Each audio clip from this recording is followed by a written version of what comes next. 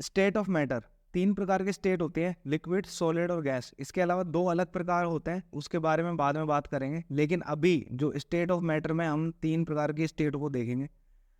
Inter conversion, अगर इनके बीच में इंटर कन्वर्जन देखते हैं तो लिक्विड से गैस में डायरेक्ट कन्वर्जन को बोलते हैं वेपोराइजेशन, गैस से लिक्विड को कंडेंसेशन, लिक्विड से सॉलिड को सॉलिडिफिकेशन, सॉलिड से लिक्विड को फ्यूजन, सॉलिड से गैस को सब्लिमेशन और गैस से सॉलिड में डिपोजिशन बोलते हैं। हम जानते हैं कि कोई भी जो मैटर होता है वो मास और वॉल्यूम से मिलकर बना होता है। इसकी कुछ कैरेक्टरिस्टिक्स होती है, कुछ प्रॉपर्टीज़ होती हैं, तो उसके बारे में थोड़ा देख लेते हैं क्या क्या होती है। कि किसी भी मैटर में जो पार्टिकल्स होते हैं उनके बीच में कोई ना कोई स्पेस होगा, ठीक है, यानी कोई ना कोई जगह होगी। दूसरा, वो पार्टिकल्स जो है वो कंटिन्यूसली मूविंग होंगे किसी भी मैटर में। और तीसरा, जो पार्टिकल्स जो है वो एक दूसरे को अट्रैक्ट करेंगे। तो ये 3 जो प्रॉपर्टी है वो किसी मैटर की एकदम बेसिक प्रॉपर्टीज है। स्टेट ऑफ मैटर अपन ने बताया कि 3 होते हैं, सॉलिड, लिक्विड और गैस।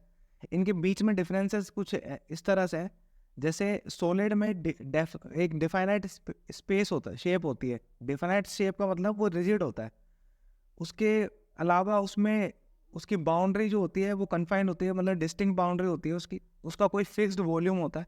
लेकिन जो लिक्विड है उसमें कोई फिक्स्ड शेप नहीं होता है, उसका फिक्स्ड वॉल्यूम होता है।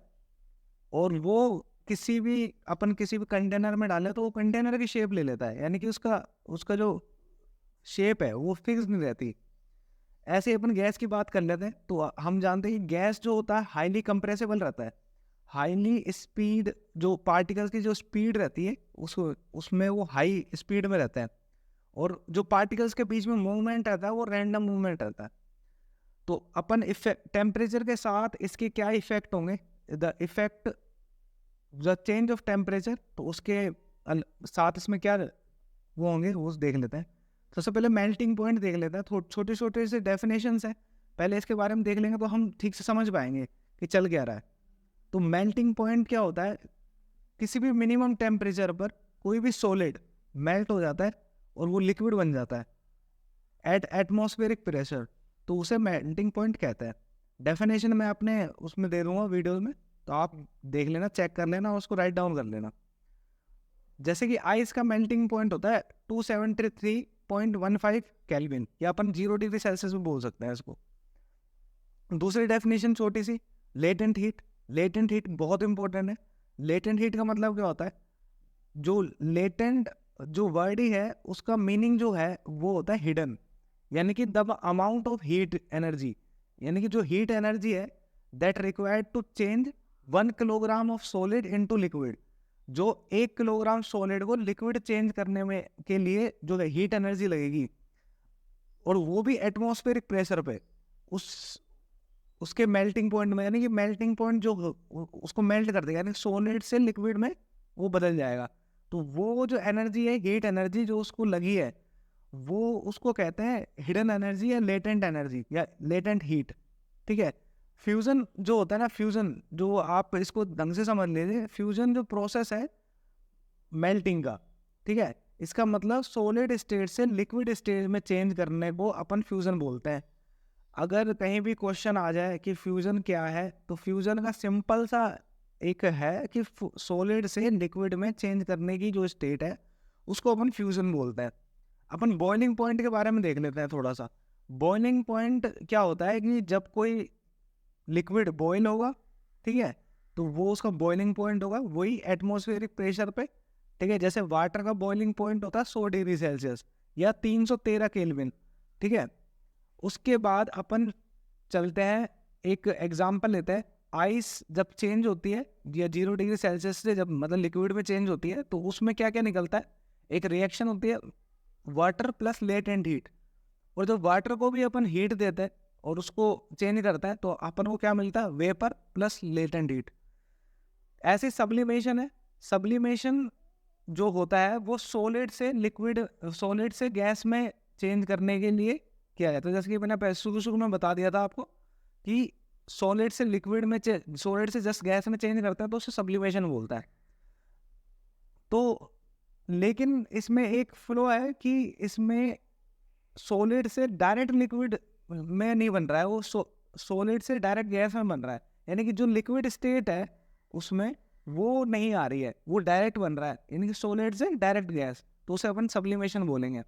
जैसे अमोनियम क्लोराइड है, अमोनियम क्लोराइड में अगर अपन हीट देते हैं तो वो डायरेक्ट गैस बन जाती है।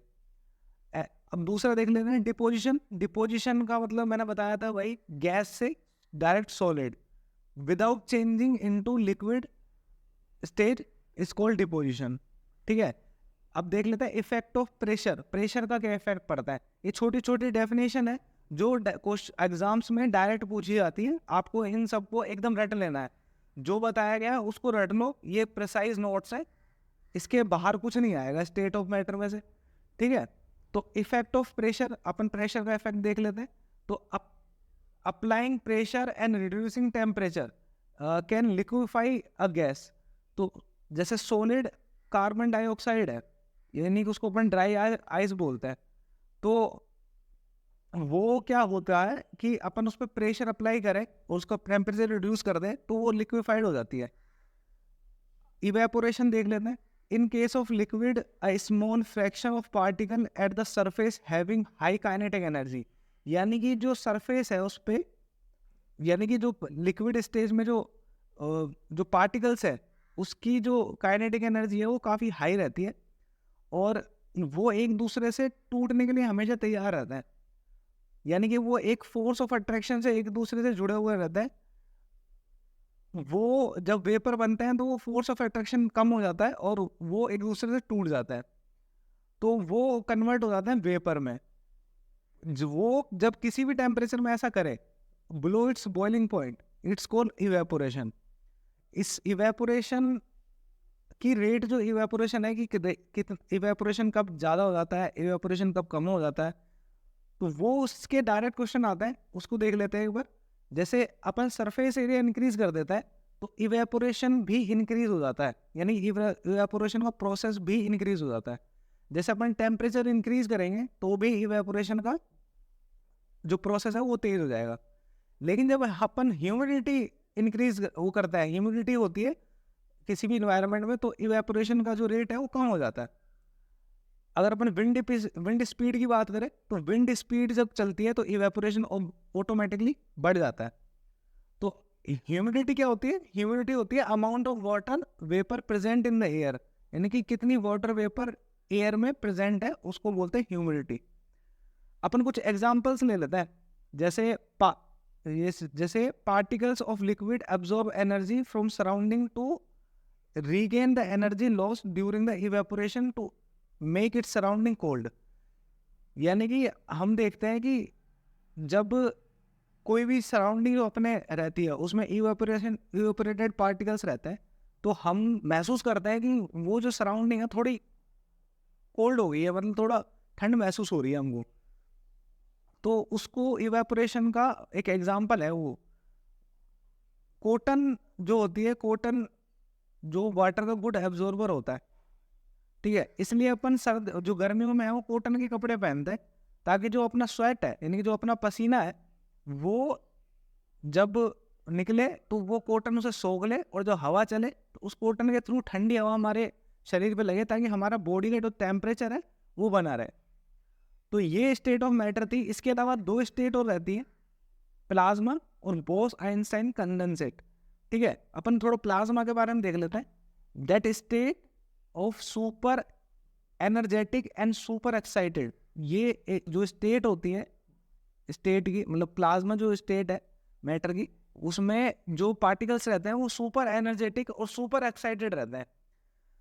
तो जो ये इसमें particles in the form of ionised gas, जो आयोनाइज्ड गैस रहती है, जैसे एग्जांपल लेते हैं अपन, इसका एग्जांपल समझने की कोशिश करते हैं। जैसे फ्लोरोसेंट ट्यूब है, उसमें हीलियम गैस रहती है। हीलियम जो गैस है वो आयोनाइज्ड गैस है, और जो उसके फ्लोरोसेंट ट्यूब में जो पार्टिकल्स रहते हैं ना वो सुपर एनर्जेटिक और सुपर एक्साइटेड रहते हैं। ऐसे ही अलग और भी एग्जांपल ले सकते हैं, जैसे नियोन साइन बल्ब के अंदर जो प्लाज्मा रहता है उसमें जैसे नियोन गैस रहती है और वो आयोनाइज्ड गैस रहती है। ठीक है, और पार्टिकल्स जो रहते हैं वो सुपर एनर्जेटिक और सुपर एक्साइटेड रहते हैं।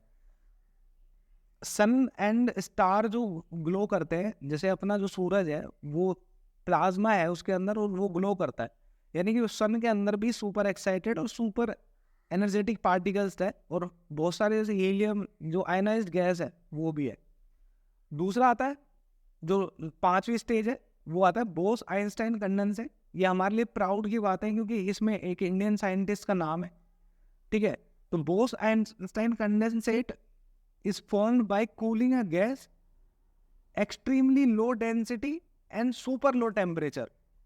तो मतलब किसी भी गैस को अपन एकदम लो डेंसिटी पे और एकदम कम टेम्परेचर पे, मतलब सुपर लो टेम्परेचर पे अपन उसको देखें तो वो जो स्टेट रहती है मैटर की उसको बोस आइंस्टाइन कंडेंसेट कहता है। 1920 में इंडियन फिजिसिस्ट थे एक सत्येंद्र नाथ बोस, उन्होंने कुछ कैलकुलेशंस की थी और उस कैलकुलेशंस के आधार पर ये 5वीं जो स्टेज है स्टेट ऑफ मैटर की, वो 5वीं स्टेज बताई थी। उसके बाद अल्बर्ट आइंस्टाइन ने इसको प्रेडिक्टेड किया था। ये सब बाद की बात है। ये एक छोटा सा टॉपिक है, इसके डायरेक्ट क्वेश्चन आपको एग्जाम्स में मिलेंगे। इसके ऐसे ही अगर आपको वीडियो चाहिए, ऐसे ही मतलब छोटी छोटी वीडियो जो 10-1 मिनट की हो और आपके एग्जाम के लिए काफ़ी मतलब आपका पूरा टॉपिक कवर कर दे, तो आप कमेंट करके बता दीजिए हमें आपको कौन से टॉपिक की वीडियो चाहिए। आपको सारी वीडियोस मिल जाएगी यहाँ पे। धन्यवाद।